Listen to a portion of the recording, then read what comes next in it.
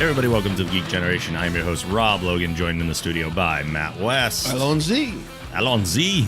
Bringing in the Doctor Who. Absolutely. Good way to start. Walking in with all the TARDIS around the way up to the studio, you can't not be there. Exactly, right? As we get started today, quick word of thanks to our listeners. We have received 3 more positive comments on iTunes since our last recording. And since we hadn't gotten an iTunes review in over a year, and then all of a sudden we get 3 within a week or 2, that's pretty awesome. So I do want to thank everybody that took the time to do that.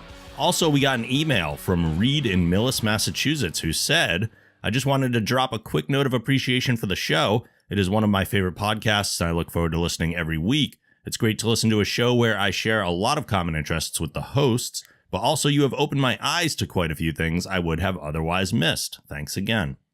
Cool. Always appreciate that. Yeah, definitely. It's good to know people are out there. That's your main feedback, unless you're getting people in the Twitch channels. When you get the emails and the reviews, and people I don't think they realize how important iTunes reviews are. No. Because the more positive reviews you get, it's part of that whole process where it will recommend it to more. The higher your rating is, exactly, the more commonly and the more it'll come up as things that might interest other people, and that'll spread the word. So if you do it, it really does help the show in a big way. 100%, yeah. So if you guys don't mind, any listeners out there who have not left a review for us, if you go right into iTunes, head over to our podcast, and then leave us a review. We greatly appreciate that. You mentioned the Twitch channel.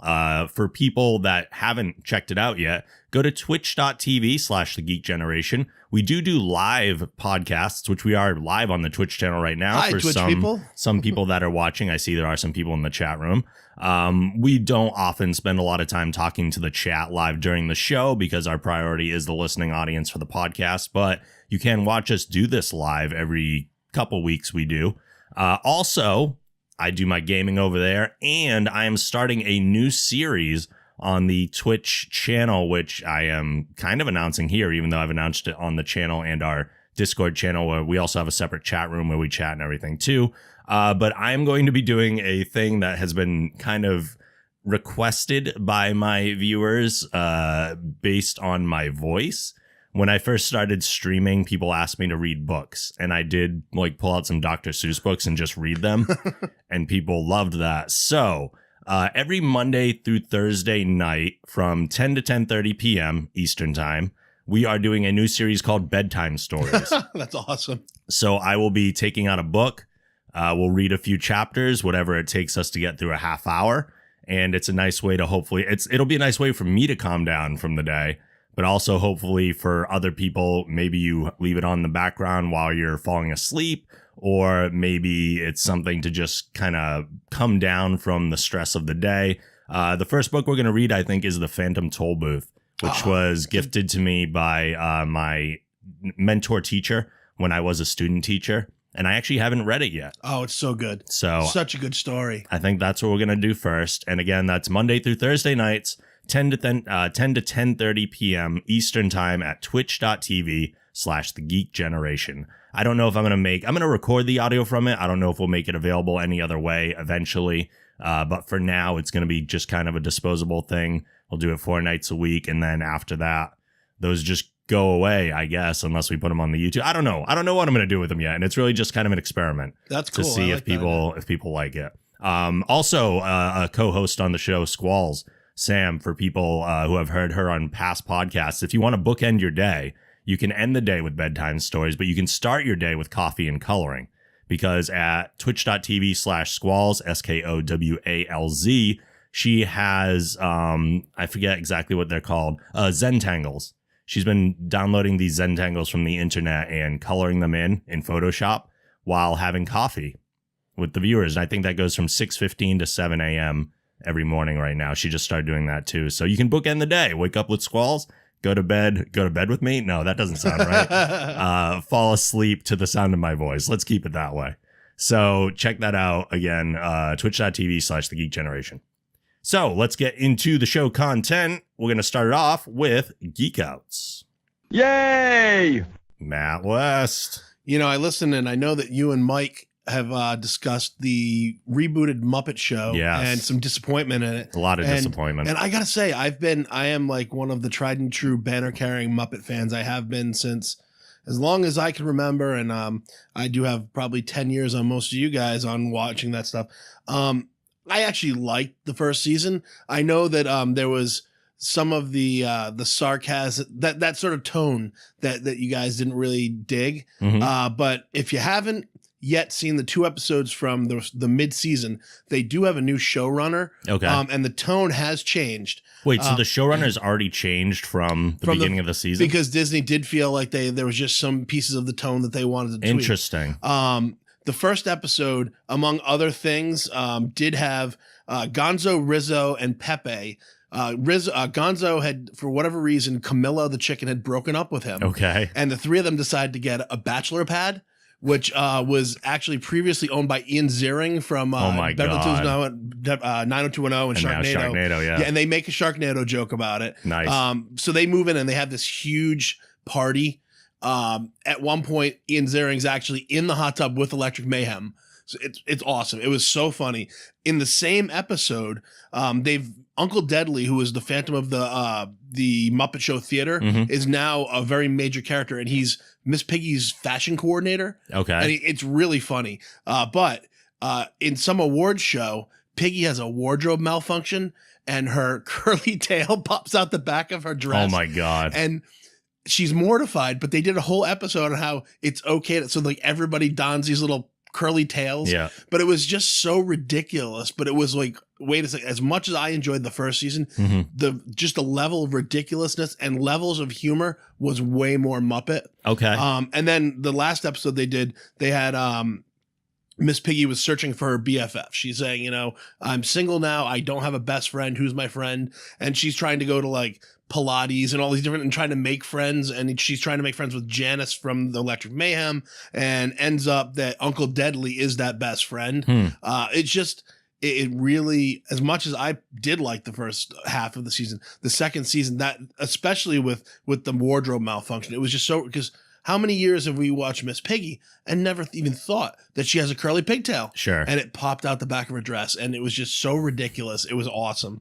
Interesting. Maybe I'll give it another shot. If you can see that episode was really good. Yeah.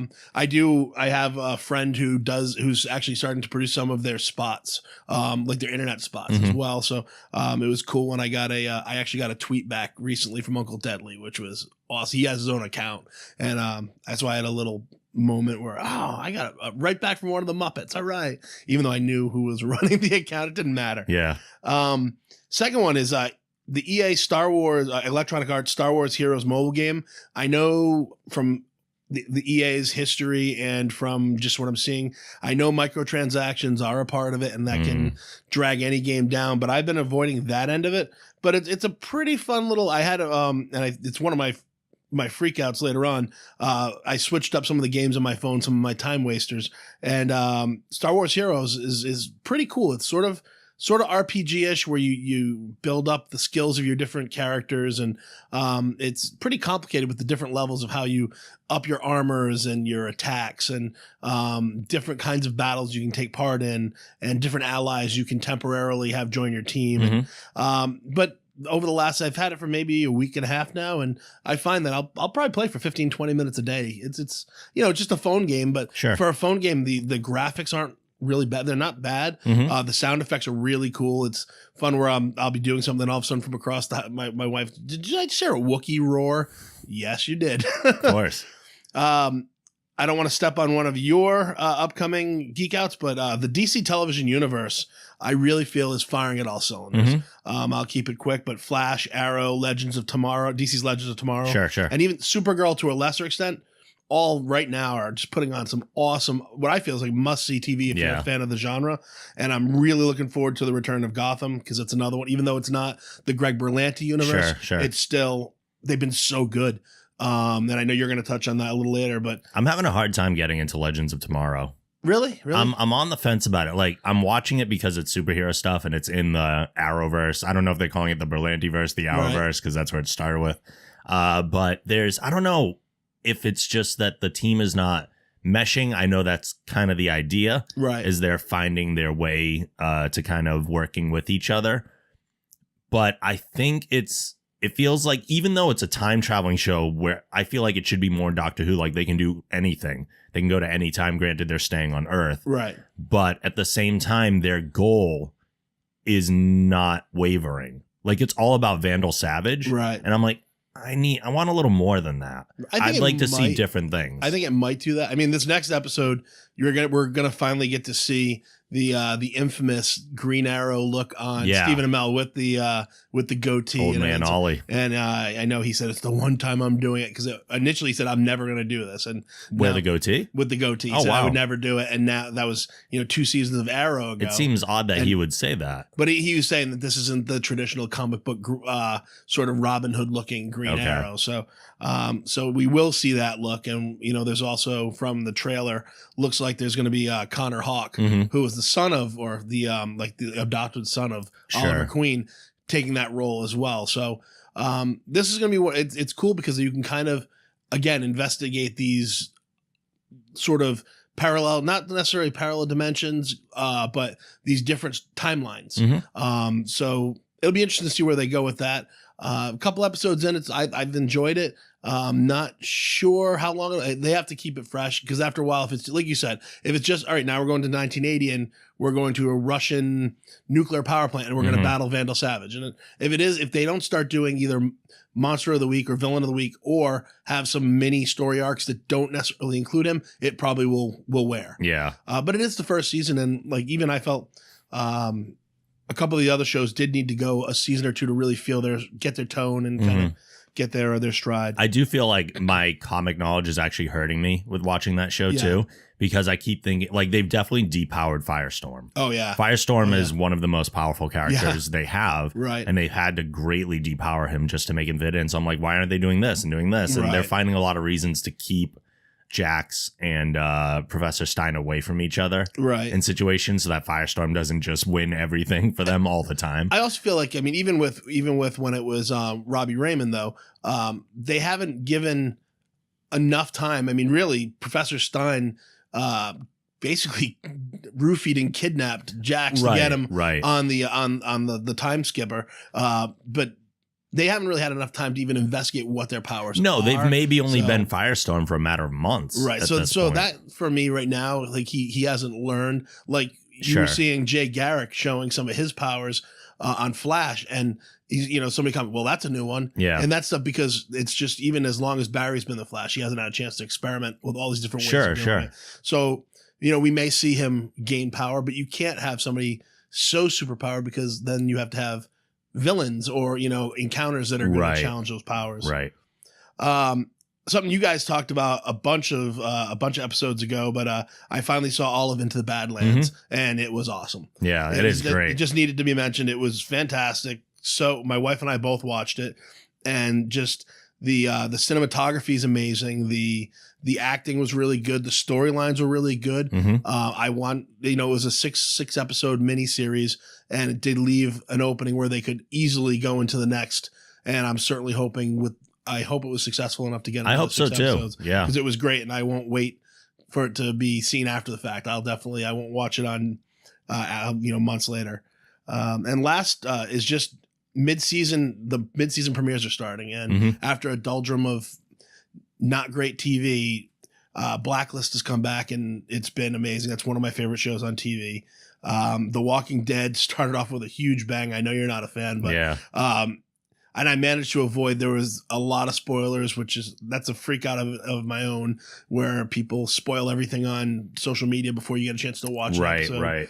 Even if you're watching like a half an hour later, just to so you can fast forward commercials, people feel like they have to comment every 2 seconds on what happens. I managed to get it spoiler free, and wow, their first episode back was out of control. I don't know I'm never going to get into this culture, I feel, where people are commenting on shows as they're happening. Yeah. Like, who's on social media while I'm so invested in what I'm watching, unless it's something that begs commentary. Like if I'm watching WrestleMania, the Royal Rumble, something like that, I'll tweet during that. But if I'm watching something that's an hour like story piece and I'm meant to be invested in it, I get invested in it. Who's tweeting during a show? Right. Are you so distracted or so? Yeah. And I mean, they're most of these shows I watch, with my wife, so we will have our own comments back and forth, but that's because you're watching with somebody in the moment, not let me put that on my phone and see what everybody thinks. Yeah.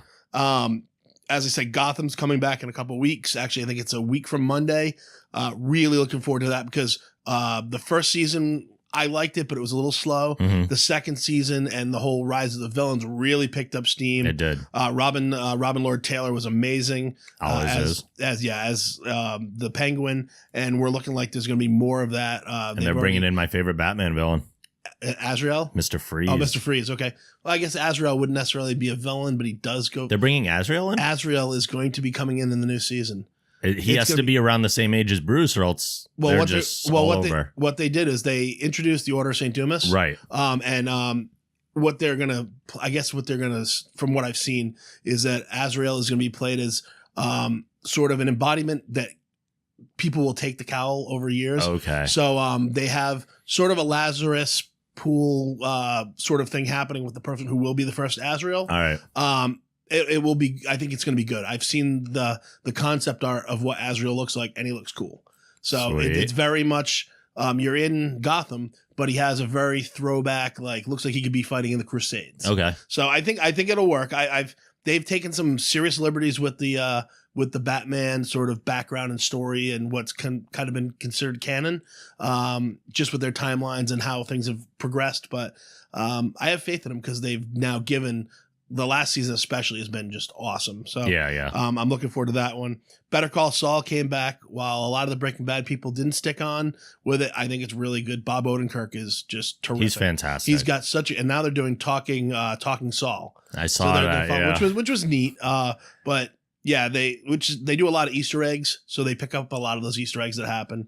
And Blind Spot, that was something we talked about when we were doing our fall TV premieres. Sure. And, the first half of the season was really cool. I've only watched a couple episodes. I have them waiting for me. Yeah. I just haven't gotten them around to them yet. It definitely has kept its intrigue, and they've had some cool twists. And it's not, in my opinion, not as good as Blacklist, but it's definitely good enough where it's kept. We're going into the second half of the first season, and I'm looking forward to it. Oh, great, new episodes, cool, sweet, yeah. Okay.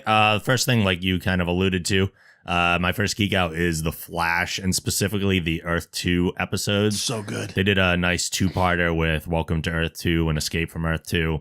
But the Welcome episode in particular was littered with Easter eggs from the DC universe. Yeah. So many different things. I have a short list just to run through for people who have seen it, maybe didn't notice these things, or if you need incentive to jump on The Flash. I don't know why you wouldn't be watching it if you're a DC fan already.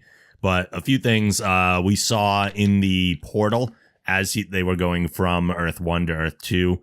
Lots of amazing not spoilers, but Easter eggs here. Jonah Hex we saw, who's been set to appear. That was a surprise. That was in cool. Legends of Tomorrow. I knew they had cast Jonah Hex, right? But seeing an image of him already, right? Didn't expect that. The John Wesley Shipp version of The Flash. That was awesome. Fantastic.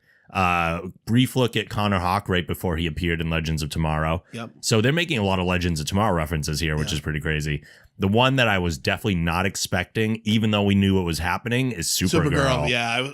They actually put her in. Whoa. That was like the turnaround between the announcement of the crossover and actually seeing her appear, like even just quickly visually as an Easter egg. It blew me away. Right. I was so happy with that. That was cool. And then lastly, the Legion flight ring we saw in the portal, which is that going to pop up in The Flash? It seems something very appropriate for Legends of Tomorrow. But it also, there's a Supergirl tie to the Legion. So there's a lot of different ways they could go with this. I'm also wondering, too, if they're alluding, as including Supergirl that way, are they saying that Supergirl is actually going to be a different Earth? Is he going to have to use the speed cannon to get there, and that's why maybe she's not always around? That was something that I'd heard, something that they had sort of discussed. That's a very big possibility. Right.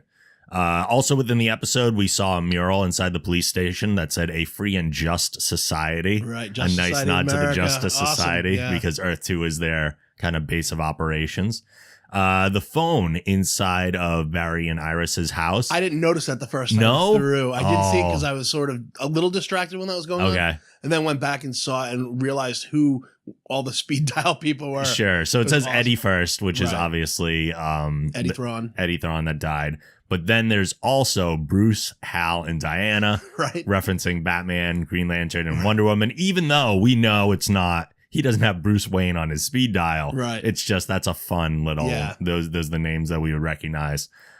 Killer Frost, we finally saw. This has been hinted at since she was announced to be playing Caitlin Snow at the beginning. We knew eventually she would get to the point of being Killer Frost. I think this is a smart way to do it.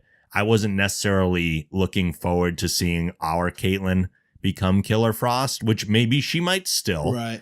But I like Danielle Panabaker so much, and I love her version of Caitlin, Frost was and I love her great. version of Killer Frost. Like, she's already gorgeous, but Killer Frost is super hot. Yeah. And she's got the attitude and everything. It was cool. Yeah, she's really good at that too. That's pretty much it, though. There's a ton more. Those are kind of the major ones that stood out to me that I wanted to bring up very quickly. But from the second one, there's a ton of speculation now on who the Man in the Iron Mask is. Yes, there is. There was, if you haven't seen the episode, we won't go into a spoiler on it, but there is at one point where Barry has been trapped by Zoom, and among his other prisoners, there's one person in an iron mask who is only communicating through basically through a version of Morse code, in essence. Right. I was seeing now, among all the things I had heard on the internet, and it will never happen this way, but wouldn't it be cool if it was Ezra Miller Flash? That would be interesting. It'll never happen, but I was just thinking, that'd be great if it's actually, because they've already said that with people being upset about Ezra Miller cast as the DC cinematic universe, that it's just a different dimension and a different alternate universe. That'd be great if that's we have all sorts of mysteries now too, because not only do we have the Man in the Iron Mask, we have Zoom. Right. Who's Zoom? Who is Zoom still? Is Jay Garrick Jay Garrick? That's a question. So that show is just, it's firing on all cylinders. It really is. When you have that many, and you feel like each episode, stuff is resolved, but yet there's so much unresolved in the overarching storyline that it's just, they're really, I think of all their shows, that one is the one that's, I used to like Arrow better, but Flash is the one that just feels like there's so much going on and it's so well written. It really is. Yeah. It really is. My favorite theory for the guy in the mask is that it is Henry Allen from Earth 1. Oh, okay. So Zoom actually grabbed him and brought him over, and Barry's going to figure that out, but they closed the portal. Right.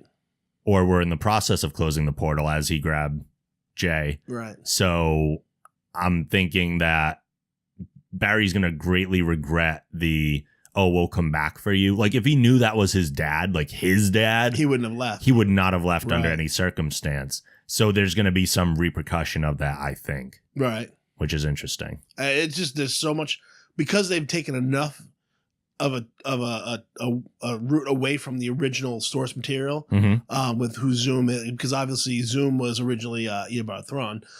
They've taken enough of a shift away where you don't know who it is. Right. So it's not spoiled by being familiar with the comic. Yeah, no, which it's is awesome. all over. And that's not a bad thing. That's not, they didn't keep true to the comics. No, this is like, I'm a comic book fan. I'm seeing things on the screen that I never thought I'd see, and yet you're keeping it interesting and keeping me guessing. Yeah. That's awesome. It's an Elseworld, and I think they're going about it it feels a lot like Smallville, in that it is an Elseworld. They're taking a lot of the characters and they're making adjustments to them, and that's fine. But since they've introduced the multiverse, this could just be like this Earth 1. We're calling it Earth 1. It doesn't have to be Earth 1. No, our Earth 1 is out there somewhere, we could say. Right. Which is kind of cool to think about. Like, our version of the comics is in a Earth within the Berlantiverse. We're just not seeing it. Right. We're seeing other versions of those characters. Yep. But, there's so many good things. I could go on forever about It's the Flash. great, but you're absolutely right. It's so worth the praise. Yeah. It's so good. My next Geek Out is another podcast that I started listening to. See, I'm not the only one, or Paul was saying that bringing up other podcasts on a podcast is a faux pas, but no, not at all. No. We support each other. There's a podcast I just started listening to, and it's fairly new, called Anna Faris is Unqualified. For people that are familiar with the actress Anna Faris, this is her new podcast, and she has different celebrity guests on. It starts off as kind of the normal interview-ish format. She has a very different approach to it. Like, she kind of throws speed questions at them. They just chat a little bit. There's not much of like an interview, which is good, because I'm getting personally kind of burnt out on just podcasters interviewing other podcasters and celebrity interviews. And I'm like, how much, like, you hear the same people on different podcasts all the time. They make the loop just like they would do talk shows. Right. And all the LA podcasts are very incestuous. They just kind of interview each other, which is why we're proud to be on the East Coast. But one of the things that she does is she has an actual hook to the show. Like, if you want people to listen to your show, you need to do something different from everybody else.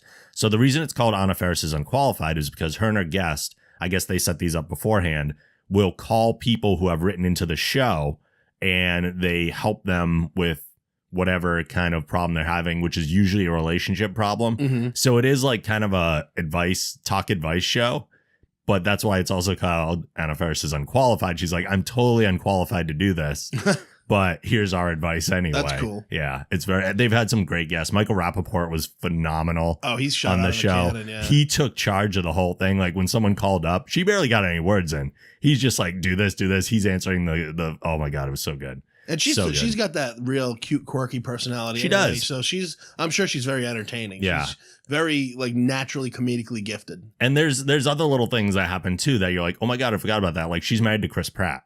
Oh yeah. So he's popped up on the show here and there. He'll be like listening in the background. Then he'll just be like, wait, I have to chime in. Like, he has no intent to chime in, but he does because they just record in their house. Right. But he also called in from set before with Jennifer Lawrence. Oh, nice. So there's all sorts of crazy stuff going on, but really, really good show. Highly recommend people listen to that podcast. My last geek out is something I've touched on before. Everybody knows how much I love the Gilmore Girls, which is the most masculine thing I love. Let me tell you. But Gilmore Girls has now officially been set for its return on Netflix. Before, it was just rumored. We knew it was kind of moving forward. They were talking about it. It is 100% confirmed to be happening now. And they've also confirmed that it will include 4 90-minute episodes. So instead of doing regular hour format shows, they're going to be doing 4 like mini movies, basically, which is a different approach, but I'm excited for it. I forget who it was in my Twitter. They said that Netflix really missed out with them calling the Full House reboot Fuller House. Mm-hmm. They should have called this the Gilmost Girls. Oh yeah, that's a good one. I like it. Those are all my geek outs. Let's get into freakouts. Oh, freak out! What do you got? Well, I alluded to this earlier when I was talking about the EA game. Rovio, who are well known for their Angry Birds franchise. Yes. I'm giving them a big screw you, Rovio, because I've been playing Angry Birds. I got a newer phone in the last year, and I got Angry Birds 2 at the point. And then this is over. Yes, I'm freaking out over Angry Birds 2. But I play it, you know, when there's downtime or there's something boring, you're waiting in line somewhere. Sure. You play, waste 5 minutes, 10 minutes here and there. And that's one of those games you can literally pop in, play a level, and then drop it. Look, nobody's judging you. I was just geeking out over the Gilmore Girls. So. Yeah, no. But the other day, and I've been playing, I'm at like level 360. Yeah. So I put some time into it. Clearly. And it then said, install updates for new levels. All right, cool. And they've been like, when they would do updates, some of the levels would have different physics to them, so it was kind of cool. Like they'd have some ice, so you could like instead of shooting up and over, you'd shoot low, and your bird would skim across the ice. And so anyway, I go to do that, and it then says new upgrade is incompatible with your phone. Oh no! And so I completely uninstalled, and then tried to install again just from. No, for whatever, and this is not an old phone. This is like within the last year I purchased this phone. It's fairly, it's not like a 1.5, 2-year-old model, and it's not compatible. I don't know what they've done to make it incompatible, but that's ridiculous to just. I'm sure there's more than one person who was alienated by that. Oh, absolutely. And I was just, you know what? And I just went and I had like a couple other Angry Birds things that, gone out of there. You're done. I'm done with you because. That's just not cool. You have the ability to make it work on all these phones. There's not some crazy new processor in another phone. It's not like I'm trying to play this on a flip phone. There's no reason why it shouldn't be working. And it's Angry Birds. Exactly. That's what I'm saying. I mean, when you look at the difference between an Angry Birds game and then like the Star Wars Hero game, the intricacy, the graphics, if something shouldn't be working on my phone, it's the Star Wars game. Sure. So that was annoying. I'm a big sports fan. I'm not really a fan of basketball. I'm a big football fan. But a couple weeks ago, the NBA All-Star Game happened. The final score between the West and the East was 196 to 173. It's pretty high. I caught a little bit of it when I was out. And in essence, what it looked like is somebody would shoot a basket. They'd set up a cool dunk. And then the guys on defense would kind of walk back, drag their feet back, and as the offense would then run down to the other side of the court and do some kind of cool like trick pass to another dunk. So now you have guys who are, he was the MVP of the All-Star game scoring 48 points or whatever. The 48 points they've scored doesn't equal like when Magic Johnson would score 25 in the 80s in an All-Star game. Yeah. Steve Ashburner, who writes for NBA.com, so he's paid by NBA, writes, I get it that the weekend's about fun for the participants and for fans, gawking at an assemblage of bubblegum cards come to life. But what we saw Sunday was not entertaining, not nearly enough anyway, or even a good advertisement for the NBA. This league is, yes, about entertainment and basketball, but it's also about competition. And competition means two sides, offense and defense, putting forth effort. Athletic prowess needs resistance to fully show itself. I get it that in the hierarchy of defensive intensity, we won't get and don't need hard fouls and charges taken. But moving one's feet, contesting shots occasionally, double teaming, and being a little more bull than matador would benefit everyone. And he goes through to say, there's some all-stars who have defense in their portfolios, and they're like great defensive players, didn't get to show it in the game. Yeah. And he said, I perversely was rooting for the West to crack 200 points, hoping it would be embarrassing enough, so little in common with real basketball, that the league would feel compelled to do something. Please let 196 be close enough. I mean, this is one of their paid writers. It's such a farce that like these guys make the money they do. You get an all-star game that people are paying hundreds of dollars for tickets to watch people just basically just play trick basketball. Fight around. They're probably so afraid of getting hurt or anything. And that's what he's saying. You don't need to, have hard fouls or whatever. But when you see, that's just why, that's just one of those, when you hear all the things that ruin sports, that's one of those things that it's an all-star game. The Major League Baseball, the all-star game, people play seriously because the winning team gets home field advantage through the World Series. It means something. And just, you got these, multi-millionaires who just, it's the all-star game. You're there because you're the best in the game. You would have never seen a game like that with Kareem Abdul-Jabbar, Magic Johnson, Larry Bird, Michael Jordan, and they talked about it being Kobe Bryant's last game. You really think these guys look at a game like that and are proud to play in it? Sure, you're an all-star, but 10 years ago when Kobe Bryant was in an all-star game, they were playing. It was a hard game. You wanted to win because there was some pride to it. And it's just not ridiculous. Anymore. I propose they just replace the all-star game with MTV's Rock and Jock basketball. Oh, that was so good. Those games were so much fun. The softball, the baseball, they were. And then they had like the 10-point shot. Yes. Oh, I loved those. And then you get the sports stars, and they put like music celebrities in and actors. So much it was a fun. lot of fun. So Way much better. Fun. All right, my freak out, Mighty Number 9. We've talked about it before. Has been delayed again. If anybody backs anything on crowdfunding sites, you've kind of figured out at this point that most things, their projected release date, your actual release date is going to be at least a year after that. That seems to be the pattern. So most people will allow themselves like a year to complete whatever project at least, and then you're lucky if you're going to get it within 2 to 3 years. But Mighty Number 9, this is the third delay that we've had on it so far. We were supposed to get it this month. It is now expected in spring 2016. Its original schedule was for an April 2015 release. So it's been pushed back over and over and over again. And I'm just kind of wanting to play the game. Finally, that would be nice. But still waiting on it. That's pretty much it. Just want the game I paid for. That's all. This is the problem with crowdfunding, though, is because if I just saw the game come out and I bought it, no problem. Right. But because I paid for it already and I paid more than the game would probably cost. Right. I would like it, please. Yeah. I showed faith in you. No. Yeah. Now come Get it through. To me on time. Seriously. I mean, I know it's there's reasons games get delayed all the time. I've heard that Street Fighter V has a lot of issues and people think that they rushed it out, and they probably did because it was the end of the Japanese fiscal year. Right. So they needed to get it out now for it to count on the books for this year for them. But you can't rush things out. People are going to get pissed. Yeah. You got to make sure you have a finished product. So I have no problem with games getting delayed. It's the repetitive delay. And they always do it like the month it's supposed to come out. Oh, like, absolutely. Damn it. Yeah. No, I was getting excited. So by the time it actually comes out, I'll be like, oh, good, it's here.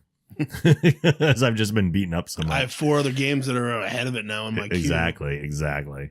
Those are the end of our freakouts. Let's get into some reviews. You have a TV show that you've been watching recently. Oh, and it's been so good. A year ago or so, there started being or maybe a year and a half ago, there were rumblings that there might be another season of special X-Files episodes. And as time went on, it was definitely proven true. Chris Carter was on board, Gillian Anderson, David Duchovny.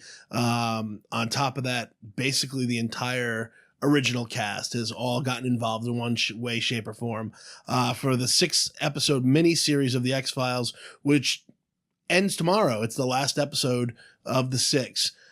They've managed to make a really good mix of what made the X-Files so awesome. They've had 3 of the 6 episodes are sort of a mini arc story. They've had a couple of those quirky, sort of weird episodes. They had one that was really like a comedy episode that they were always good with. And it was about like a dude who was it seemed like he was a were-lizard. So he was kind of like a werewolf, but he was half a lizard. Interesting. And it ended up, they put the show together really well, the story together really well. And it was sort of like you'd have a perception from one guy's eyes of what happened, and then you get the actual story and you'd realize, oh wait, no, it wasn't that this lizard attacked this dude. It was actually some other guy attacked him. The lizard saw it. They see the lizard run away. No, it's because he saw this guy biting this other guy and freaked out and ran away. You know, why is the lizard like naked? At one point, he like soils his pants. So he like, oh my God, it was ridiculous. And it was really good. They would do those episodes like once a season. You'd get a good comedy episode. Way where it was almost like Cops. This one was their comedy episode. They've been great. They did the last episode. Mulder had what he thought was a trip on mushrooms, trying to connect with a nearly brain dead patient. And through his elaborate LSD style hallucination, we saw the cigarette smoking man. We saw all of the lone gunmen who they did kill off. They gave their lives heroically in one of the last episodes in the last season. They all turned up briefly in it as well. Interesting. So it was cool because you read that the lone gunman. It was a way to bring them back without bringing them back. And it was quick, but it was just enough of, it was like an Easter egg. Oh, there they are. Cool. And it looks like in the final episode there will be a pretty significant scene with the cigarette smoking man, William B. Davis, who's one of my favorite characters from the show. So it's been, if you're a fan of the X-Files and you haven't watched it, that's surprising, because if you're a fan of the X-Files, just knowing it's there, you were going to watch it. It's just so good. It feels like the old X-Files. It doesn't feel like a reboot. It just feels like the gang's back together and they're just putting it back on. And the writing has been awesome. So I couldn't have been happier. And I was one of those tried and true X-File fans.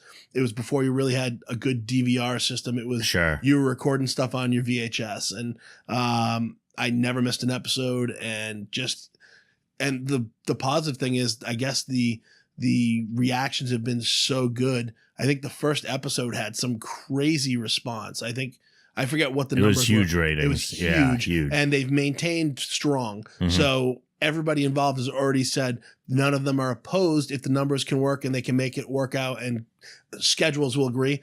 There may be another season in the near future. They're not going to commit to it now, but I'm sure they're going to do it. So that I can deal with getting 6 episodes every couple of years if it means it'll, the show we thought was done. You don't know what you got till it's gone. I know what I missed when it left. So if you bring me a few episodes every year, a mini series or whatever, a movie now and again, I'm good with that. Just keep them coming because they're great characters and it's a great universe. Yeah, I'll get around to them eventually. I have been rewatching the original series. So good. But I've been doing it on pace with Kumail Nanjiani's The X-Files podcast. Oh, so you're getting his commentaries on things. Right. Nice. So I've wanted to I like The X-Files. I don't love The X-Files, but having the podcast going along with it enhances the show. Absolutely. I think a lot. So, I mean, you don't watch it while you're watching the episode. You listen to the podcast after you watch it. But I like hearing the discussion. It makes me more involved in the show. But he's stopped doing it for a while now. He's kind of like stopped podcasting altogether because he's just so busy with other things. And I feel like kind of bailed on. Like I was getting into it and I was invested with them. And he released a few things. Like he hosted the premiere of the new episode, the first new episode. Right. He hosted that premiere and he interviewed like Chris Carter and one of the writers, and he put those out as podcasts. And he had recorded while he was on set doing his cameo. He had recorded something with David Duchovny and Gillian Anderson, and he released that as well. But he's not really doing any new episode commentary. So I'm like stuck around season like 3 or 4 right now, waiting for him to come back so I can continue watching the show. And his episode, I thought it was him. His episode is definitely where the name of the episode is Mulder and Scully meet the Were-Monster. Oh, it is that one. And he actually he's a pretty important role. It's not just a cameo. Interesting. His character is in there for a bit and plays a pretty good role with the Were-Lizard. So that's cool. And it is the quirky comedy episode of the season. So that's cool. I figured it might be. Yeah, it worked out well. They actually let him, he had tweeted a picture and put it on Instagram and stuff. They let him keep the actual X file that they used in the episode, so he gets to keep the actual file, which is very cool. For an X-Files fan, that's got to be ridiculous. I have like a reprint of the pilot, the script. I have the pilot script. It's just a printing of it. But even for me being an old fan of it, that's like, that's I bought that at the X-Files convention the one year they did that. Sure. It was just to have something like that is awesome, and to have the actual X-File from the episode, that's awesome. I look forward to getting to it when I actually can. I am reviewing a video game this week, and it is a game called Klaus. The premise of Klaus is that Klaus follows an office worker who wakes up in a basement with no idea who or where he is. With his only clue being the word Klaus written on his arm, he's forced to escape the mechanical and constructivist world in which he finds himself a prisoner. Very cool indie game. I played it on PS4. It is very tailor-made for PS4. I don't think it's available for any other system because the control scheme is so specific for it.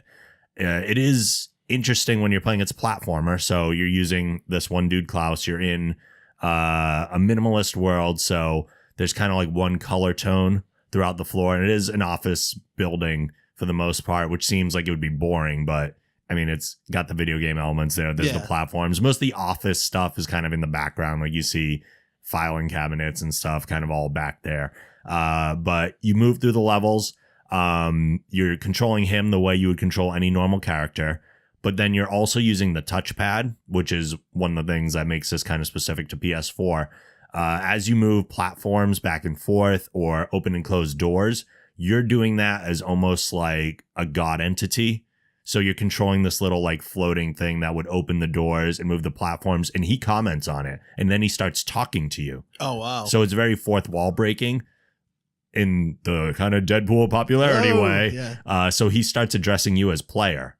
Oh, that's cool. And he's like, wait, and he starts asking like existential questions. Like, if I just stand still, what choice do I have? You're the one moving me around. And he starts talking to you in that way and stuff. He even gets defiant at one point. And he's like, I don't like this arrangement anymore. I'm sick of this. And he starts doing the opposite of whatever you input. That's clever. It's very interesting. That's so cool. There's a lot of cool little things like that where it really brings you into the game in that sense. There's also another character called K1. That's this kind of like behemoth of a guy. And this is where things really get kind of wonky with the control scheme because you're controlling Klaus, K1, and that kind of god entity thing all at the same time. Jeez. So oftentimes like there's one shoulder button that will have them both act as kind of uniformly. So you can hold down that while you also hold down a button to sprint to make them run while you reach for the touchpad and open a door. So your fingers are all over the place and it's kind of crazy. And it would be easy to control them both together except for the fact that they both have different jumping systems. So Klaus has a double jump and K1 has a glide.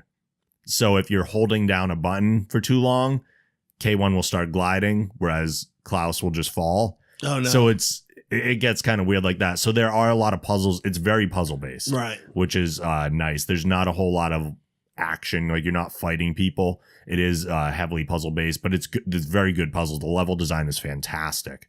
But there are definitely parts where you have to go through a puzzle with each character individually and get through using their specific skill sets in order to do whatever.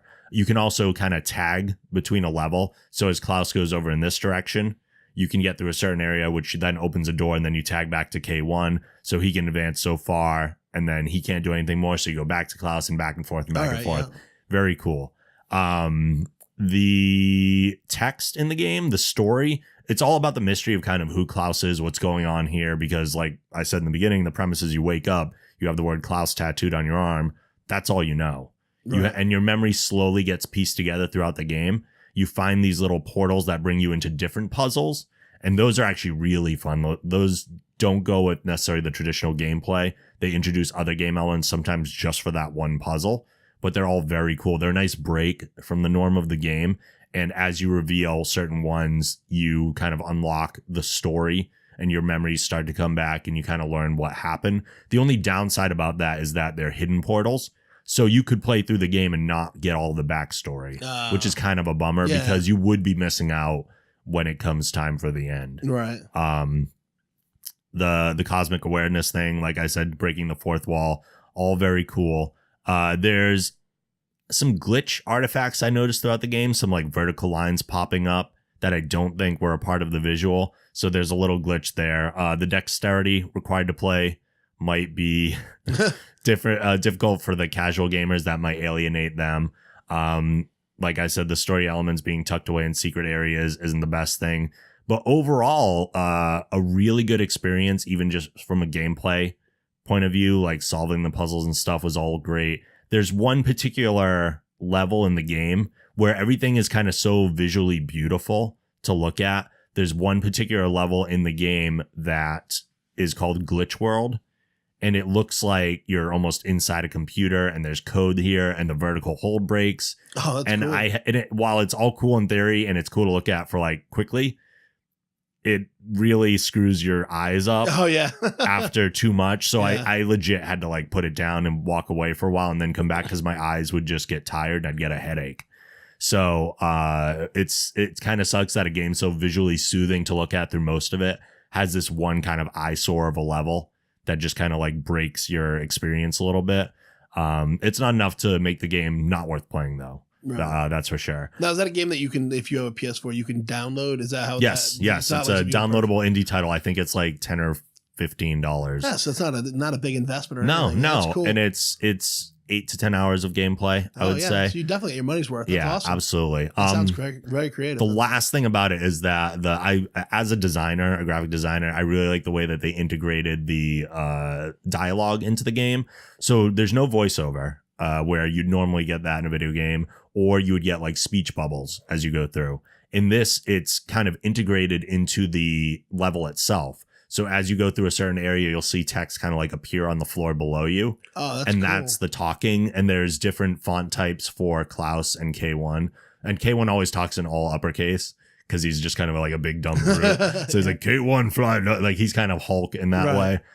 So you can tell them apart very easily, but because it's the PS4 as well, you also get an audio cue that comes through your controller when text is popping up to kind of remind you to look at it. Mm-hmm. The only downside of that is while most of it was done very well and seamlessly blended into the level as you move throughout, and it was all very cool to kind of have that new system of doing it, once in a while there would be so much going on that I would miss a line of dialogue, and I was a little bummed that I just missed out on stuff here and there. But ultimately, like I said, highly recommend the game. A lot of fun to play through. Well worth the money. Check it out. Klaus. We ate some Oreos. Yes, we did. Before starting this podcast today. We saved you from the sound. We did. We tried 2 different kinds this week. We'd been sitting on one for a while, and the other one is fairly new, so you can probably actually get both in the store. There's some interesting things about both of these. Mm-hmm. One, the cinnamon bun or cinnamon rolls one that we had first is a bigger package. It's a normal Oreo size package, and it doesn't say limited edition on it, which is interesting. I don't know if they're making this a normal kind that we're just going to see around, because the limited edition ones all say so, and they're all in a slightly smaller package because they're limited and also special, and they make so much money off of them. I assume that's why they're smaller. But I really enjoyed the cinnamon bun one. I didn't notice it to be that different from just a cinnamon cookie with, it says cinnamon bun frosting, but it just tastes like the regular frosting to me. I didn't separate it and try it on its own. I did. The first one I ate, I had 2 of them. The first one I ate whole. Okay. Chewed up, and it was like, oh, that's what. I took the second one apart. Oh, okay. It is the vanilla cookie. It is. It's the frosting that makes the flavor. Interesting. Well, it says cinnamon cookie on it too. It wasn't the cinnamon. Not that strong. That real flavor that you were getting the cinnamon from was the frosting. Interesting. And I know you guys have done a bunch of them, and I've been here for a handful of the flavors.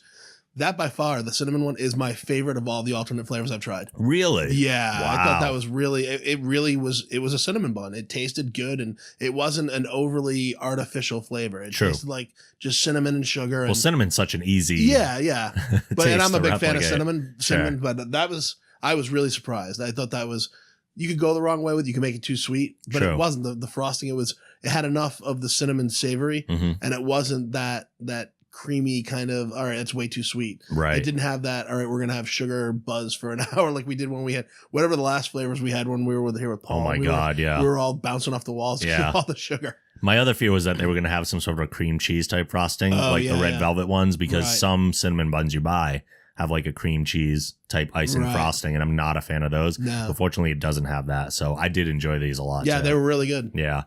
The other kind we tried were the filled cupcake, which is 2 chocolate cookies. The frosting in the middle, this is a departure from anything we've kind of seen up to this point.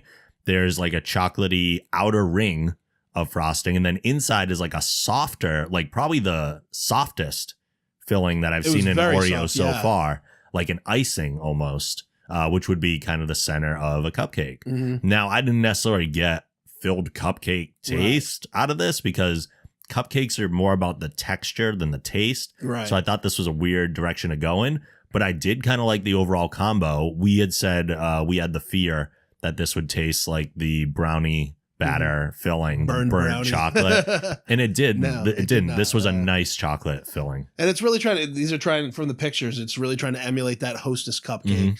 And yeah, I because the Oreos are already, the cookie is already chocolate and you have a lot of that chocolate frosting, it didn't really have that cupcake experience, but it was definitely different to have it twisted and then here, lick this frosting first. And it was a neat cookie. It wasn't bad. Yeah. But it didn't scream cupcake to me. Yeah, the package actually says to twist and lick. Yeah. This is the first limited edition one I've seen that gives you directions on how to eat it, where they're actually telling you to take one of the cookies off and lick it, which was the best way to enjoy it. Right. I did think. one like that. And then Yep. the second one, because I thought the second one I just popped in. Same. The second one, it's better when you actually pop it. Yeah. And then when you just throw it down in one shot, you don't get that filling experience. No, you don't notice that softer Right. filling It's in the middle. overwhelmed by the chocolate. Totally.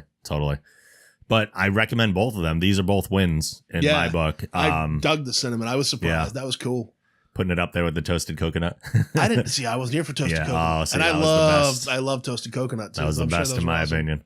All right, we have one more thing to do this week. We have both seen Deadpool multiple times. Oh, yes. Multiple times. So we are going to hop into the spoiler room to talk about Deadpool. If you have not seen the movie, I suggest that you stop listening now and come back to this later, because we are going to get into spoilers. So let's hop into the spoiler room.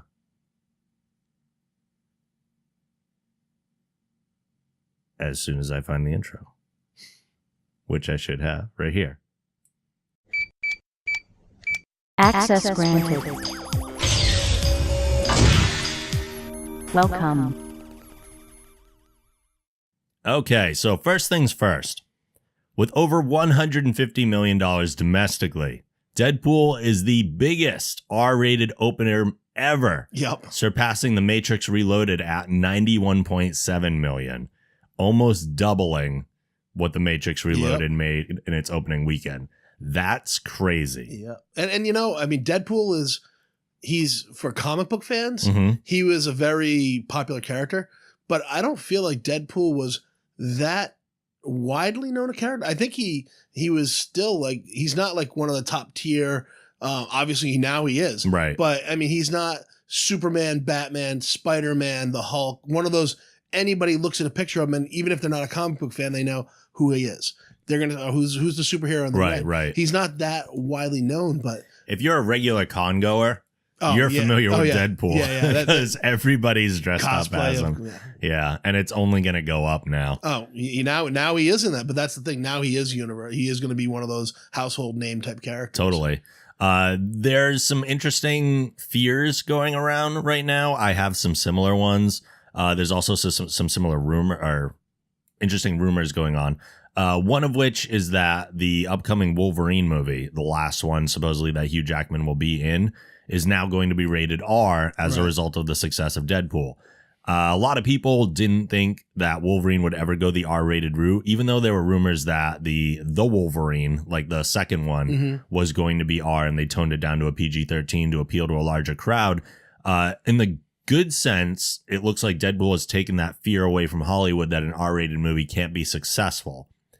The thing I'm afraid of is that they're going to think that R-rated movies are going to be more successful, so they're going to push things that shouldn't be R-rated to be R-rated and be like, well, let's use the Deadpool model and let's have more fourth wall breaking. And they're going to, I fear that there's going to be a lot of movies that take the wrong messages from Deadpool's success. Because that was I mean, people jokingly say besides his healing abilities and his near invulnerability, basically it's a superpower that he breaks the fourth wall. Yeah. That he knows he's self-aware that, that people are reading me in a comic book or people are seeing me in a movie. I think that it lends itself well to this character. And I think R-rated, honestly, especially with them talking about doing the Old Man Logan, I think it does. An R rating would really lend itself to that particular movie, character. I agree. Because, I mean, Wolverine is a violent guy and he's a gruff guy and he has no problem with the language. Yeah, how weird is it to see action kind of censored from a guy that has 3 blades on each hand? Right. But that doesn't mean you're going to make the X-Men movies, continuing that franchise, any better by making them. They're perfect where they are. They're fine. Yeah. They're not perfect movies, but they're great where they are with that PG rating. Absolutely. They don't need to be R-rated. But I think it's a good message to Hollywood that there are adults who are going to pay money to see these characters portrayed authentically. And you don't need to do it with all of them, but you do have characters that certainly can be portrayed accurately like they are in the comic books, that doesn't lend itself to a PG or PG-13 rating. Right. It's like Jessica Jones would have never been, that would have been an R rating in a movie theater. Right, you had to rate it. It's TVMA. And it's just showing that you can do adult aimed humor, action, and it still be a comic book and have it be good. Totally. And successful. If Deadpool was something less than an R rating, you can see right away how it would have suffered and how people would have come out disappointed. Absolutely. So very cool to see the success it's having, especially given the support that Ryan Reynolds has been showing for it from the beginning. This movie's been attempted to come out for such a long time. So very happy to see it popular. Tons of Easter eggs in the movie. Oh, yeah. I'm going to talk about just my favorite ones because there were so many to go through. Ryan Reynolds had said somewhere that there are over 100 Easter eggs that they threw within here. There's probably even more than that. But a few of my favorites. For one, there's a coffee cup at the beginning that says Rob L on it, and I know it's for Rob Liefeld, one of the creators of Deadpool. I'm just gonna pretend it was a Rob. That's a Rob Logan coffee cup. So I know that's an Easter egg for Rob Liefeld, but I'm claiming it for my own. The other Easter eggs that I really enjoyed, there were several references to X-Men Origins Wolverine. Yep. Which we saw the worst version of Deadpool that we've ever seen anywhere in. And if people haven't heard this, I actually put a clip up on YouTube the other day. It's a bonus episode that we did. This is back from 2011. It was a bonus episode that we did between 49 and 50. You can find it there. It's an interview with the producer of X-Men Origins Wolverine, Jeff Katz. We talked to him about how Deadpool got screwed up in the movie, what actually happened, how their screwing up of the source material in the movies led to him not only quitting that movie, but leaving Hollywood as a result. It was a huge blow to his career. He watched it crash and burn. It's not up on iTunes anymore because we can only store so many on iTunes at a time. But if you go back, go to geekgeneration.com, type in Jeff Katz or type in Deadpool, you can find that old episode. Really, really one of the best interviews we've ever done on the show. Tons of great insight. But getting back to the movie itself, the references to X-Men Origins Wolverine, there's the Deadpool action figure. That was all. Which is on top of the Wham just as album. He says it's my prized possession. You think it's that from that movie. Yeah. No, the X-Men Origin. And then it's Wham. This is the album where they became Wham. Tosses that aside right away. Awesome. Ajax saying he's going to show Wade's mouth shut. And he's like, that, you don't want to do that. Right. It's a bad idea. Let's take a character who's known as the Merc with a mouth and sew his lips shut. Exactly. What? When Colossus says he's taking Deadpool to see the professor, he asks McAvoy or Stewart. I lost it. I lost it when he asked that. He's like, I can't keep track of these universes. And I loved when he said, "Oh, what we only could afford 2 X-Men. We only could afford to use 2 That's the X-Men." other one I was getting to. That was a huge when laugh. Deadpool calls out the studio for only being able to afford 2 X-Men to populate the entire mansion. So fantastic. That was great. Yeah. Those were the major Easter eggs I liked. Were there any in particular that stood out to you? I mean, the movie in itself was just Easter egg after Easter egg. Yeah. I can't just pick one out. I mean, it was just so good, so funny with just how off the cuff everything was, But you picked some of the really big ones. Yeah. One of my favorite kind of resulting internet memes from it is people taking pictures of Ajax soap and like putting duct tape over it and writing Francis on it. That's awesome. Yeah, I love that. I did have, as much as I love the movie, and don't get me wrong, I absolutely love the movie, there were a couple issues that I had with it. The main one is Deadpool's kind of rewritten origin and just how it doesn't 100% work with what they were doing. So in the comics, Wade was a part of the Weapon X program, and because of his cancer, they implanted him with Wolverine's healing factor, which they knew would cure it. So, and it's not like they reference Wolverine enough that they could have worked that in some way. In the movies, they had no idea whether or not Wade actually had a latent mutant ability. Right. They were trying to bring it out in a weird way with some serum and putting him in stressful situations. There was no way for them to know that the mutant power that would activate would be cell regeneration. So he could have emerged with optic blasts. He could have emerged with nearly killed him. Telepathy, and then he could have been dead in a matter of months from his cancer. So it seemed kind of strange that they were relying on that to make him into a powerful mutant when they had no idea what the outcome would be. I felt like both times I saw it, that whole piece of the origin story, I think that was the one slow part of the movie. Mm-hmm. I felt like both times I saw that was the one part that I agree. Felt didn't move. He had some great lines. He had, some interplay with him and Francis, some of the things he said, but that just felt like that was the one part where the pace of the movie kind of hung back and dragged. Yeah. That was like if you could cut that down by 10 minutes somehow, I think the movie would flow even better. Now, if they get into another movie, which they're already looking forward to making Absolutely, a Deadpool sequel, obviously it's very successful.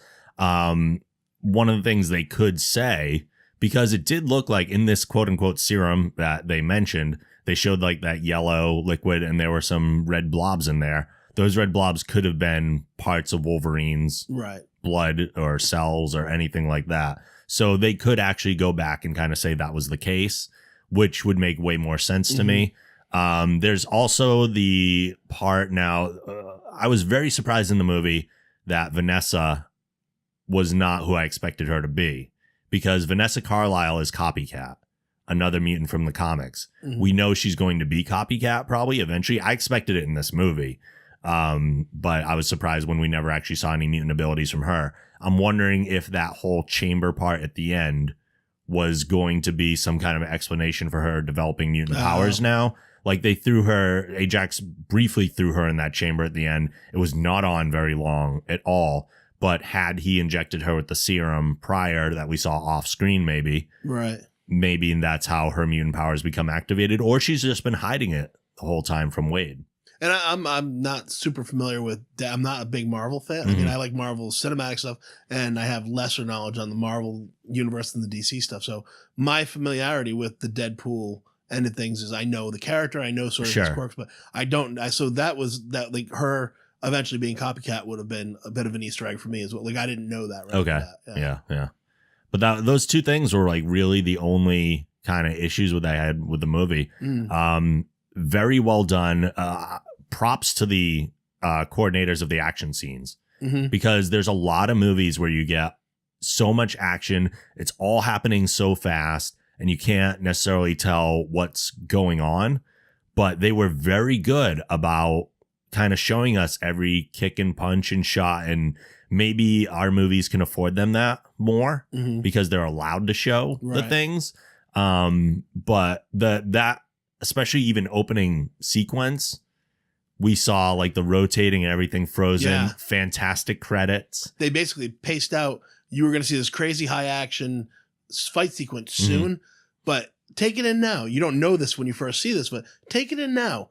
You're going to see aspects of it. And then when you see it all, you put it all together. Yeah. And it's even better. And it's wonderful. Yeah, it's so good. And the intro credits where that kind of set up the tone of the movie right away. Like, some douchebag directing the hot chick, great, British voiced alien, villain or whatever, alien. Gratuitous cameo. Yeah. So you get all that stuff.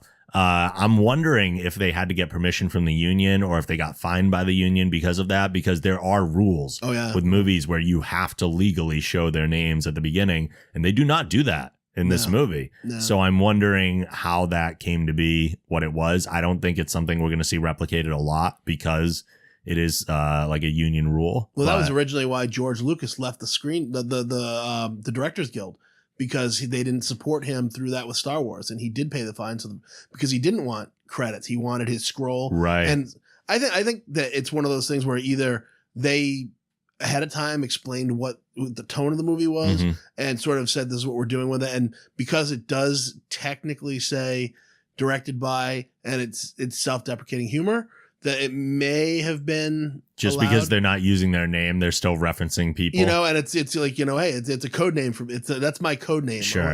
Or, there could have been some sort of loophole, or, they may have just said, hey, listen, we're doing it this way. If you're going to fine us, we'll pay whatever fine.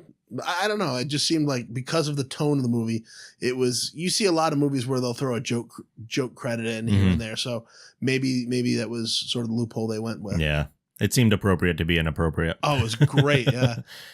Yeah. So many good things in the movie. I mean, we could talk about it for a while, I'm sure, but highly enjoyed it. Highly recommend people see it. Obviously, if you're listening to this, you probably have seen it already. And I look forward to the next one. Nice two after credit scenes. Yeah. No, the first time you didn't, so they didn't have it. So the second time you did see the after credit. So I went to a screening probably 2 weeks before the movie actually came out. They had the first after credit scene, but it stopped. So he walked out as in the Ferris Bueller nod and did the whole go home. The same thing at the end of Ferris Bueller's Day Off. And he left, and that was it. And I was like, oh, he's going to come back out.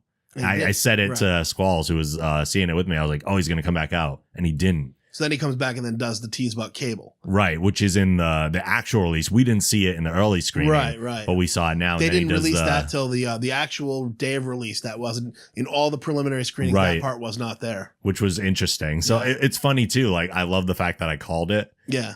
And I was right, even though I was wrong. I was right that there was supposed to be something there. Right. And there was eventually. But I assume they're being truthful when they say we're going to have Cable in the next movie. Yeah. And the internet's kind of exploded with excitement over Keira Knightley playing Cable, even though it's definitely a joke. Yeah, that was awesome. It's fun to see the photoshops people are creating of that. And I saw it with a bunch of people who are Ferris Bueller age. Like, as far as like we were all that age to see Ferris Bueller. Sure. So even the end with just the little Scooby-Doo head out the door going, yeah, that was just our whole row was just like, ah. I'm wondering how many people caught that of like the newer Deadpool fans, like the younger crowd. Right. Like at first I didn't realize it was the Ferris Bueller thing. And then I was like, why does this feel so familiar? It took me a while to realize.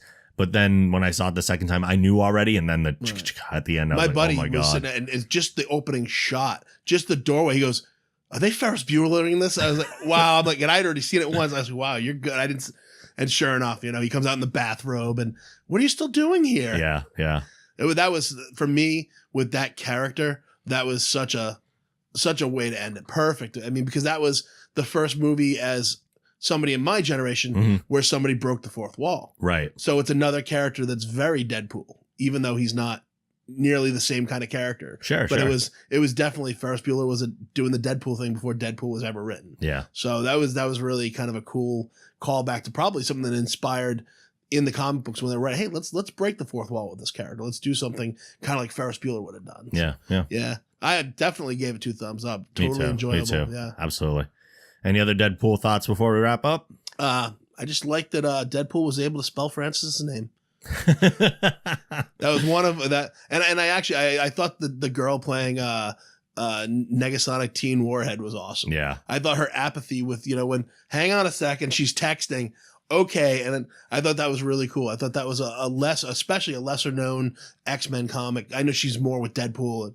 And for me, not being super into the source material, I thought she was a cool character. And I've always loved Colossus. Yeah. And I thought this version of Colossus was great. It was great. It Yeah. was very, very Colossus. It Yeah. was very cool. Even down to throwing up the silver vomit. Totally. It was great. I was very impressed with the eyes that they created on Deadpool, because most of the time movies will not go to the white lenses. Right. But it's so important for his look Mm-hmm. to be totally covered up in every single way. And I know there's multiple versions of the costume where one, he actually has the eyes like that, Mm-hmm. but then the others, it's totally open and he just has like dots around. They put it all in with CGI, but it was done so well. Yeah. And he's very expressive and Didn't feel at all CGI. None of it felt CGI with him. no. You know, none of the facial stuff. And I just the comedy, the script was really, really smart. Yeah. Really, just the jokes were Never too much either. no. So it's funny because you could tell the first time I saw it, it was on opening night or the Friday night, and a lot of people everybody was carded. Like they were even there, like, have your IDs ready. Yep, and yep. I'm like, really? You're gonna check? I have gray in my beard. We got to check everybody. We got a Yeah. lot of kids sneaking in. All right, whatever. You know, I don't care. The second time I saw it at a matinee on the Monday holiday, and they weren't checking it nearly as much. And some of the stuff that's going on, you saw like moms who had brought their 10 and 11-year-old kids. It's an R-rated superhero movie. Yes, it's a superhero movie. Don't seem disgusted when the Calendar Girl scene's happening. Right. It's, there's going to be sex and violence. And Yeah, it's rated R. You know? You got to pay attention. Yeah. All right. Final thoughts or something you would like to plug. Just the usual stuff. Support the Geek Generation. Go on the website. You can find multiple ways to help keep funding things, keep things in existence so Rob can spend more time on the stuff that we like that he does as opposed to the boring, mundane day job. Ugh. I could be making more of this instead of going to work. For everything else we do, head on over to thegeekgeneration.com. If you use iTunes, please rate the show and write a review. We always appreciate those. You can like us at facebook.com/thegeekgeneration and follow at Geek Generation on Twitter. Watch live podcasts and gaming at twitch.tv/thegeekgeneration. You can follow me on Twitter and Instagram at The Night Angel. Support the show by going to thegeekgeneration.com/support. You can send emails to podcast@thegeekgeneration.com. And as always, the show theme is provided by Machine Supremacy. A link to their site can also be found on our site. Feels like the credits are getting longer and longer all the time. Go to the plugs, Fred. Do the stuff. We'll be back very soon with more geeky stuff for you, and we will see you then. Later.